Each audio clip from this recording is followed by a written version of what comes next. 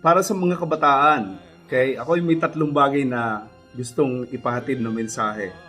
Ito ay ang una,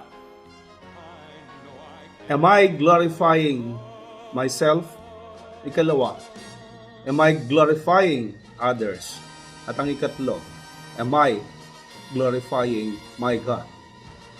Kung sa tatlong ito ay namimit ko ang mga kasagutan para dito, marapat lamang na ipagpatuloy ang mga ginagawa kagaya ng pagmamahal sa kalikasan, pagmamahal sa sarili at pagmamahal sa kapwa.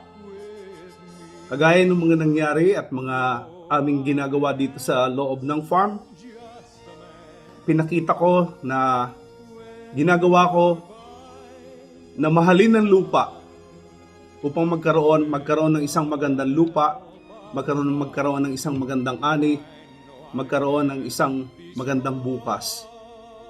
At sa pamamagitan nito, na ipahahatid na ang kalikasan, ang unang-una nating na dapat ngayon ay masagip patungo sa kinabukasan ng ating mga kabataan. Kaya sa inyo mga kabataan, ito ang lagi kong maaaring sabihin na mahalin ninyo ang kalikasan, mahalin ninyo ang kapaligiran, mahalin natin ang ating kapwa at ang ating sarili. Sa gayon,